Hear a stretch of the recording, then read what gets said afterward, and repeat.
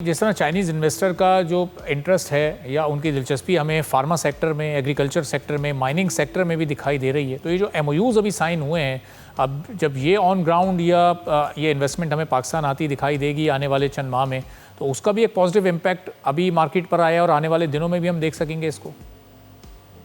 जी बिल्कुल, आपने वजह फरमाया। फार्मास्यूटिकल सेक्टर ने 2024 के फिस्कल ईयर की अगर मैं बात करूं तो बहुत जबरदस्त परफॉर्मेंस शो की है पाकिस्तान स्टॉक एक्सचेंज के।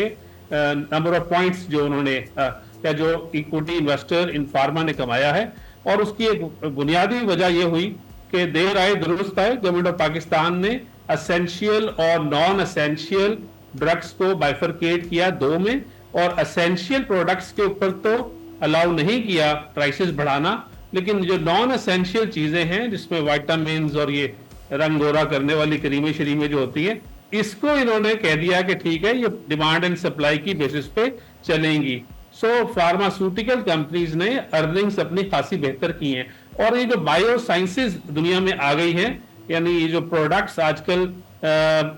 बायोलॉजिकल तरफ चली गई है, और इसमें अगर हम पाकिस्तान में वही ख्वाहिश है कि मैं देखूं कोई ना कोई जल्दी से जल्दी 2-4 कंपनियां एफडीए अप्रूवल ले लें, तो पाकिस्तान से ये एक्सपोर्ट जो अभी सिर्फ $300 मिलियन की होती है दवाइयों की, और नेबरिंग कंट्री की 30 मिलियन की फार्मा और 25 मिलियन का रॉ मटेरियल, $55 बिलियन की जो एक्सपोर्ट है,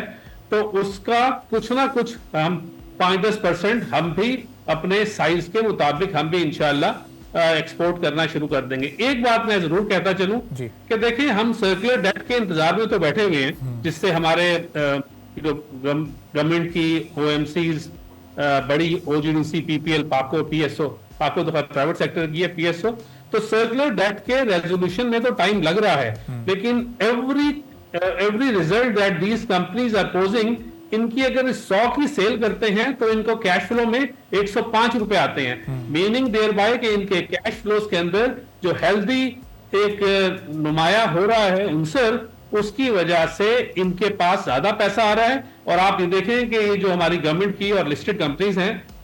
ओजीडीसी, पीपीएल वगैरह, ये ज्यादा वेल्स खोद रही है, और अल्लाह का ये बड़ा करम है कि पाकिस्तान में वेल्स में से जो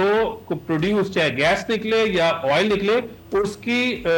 जो सक्सेस रेट है वो one of the highest in the world है। तो अल्हम्दुलिल्लाह चीजें थोड़ी बेहतर होना शुरू हुई हुई है। और आज देखें कि अभी आपने न्यूज ब्रेक की कि आज मुलाकात हुई है यूएसए से, जो एक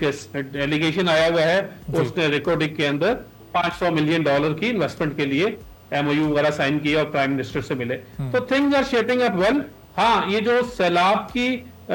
जो इम्पैक्ट है, इसको हमने एज ए नेशन, इसको हमने उन दुखी लोगों के साथ भी हमने अपना रोल प्ले करना है जिनकी जमा पूंजी जाया हुई है। सब्सक्राइब करें और बेल दबाएं ताकि कोई खबर रह न जाए।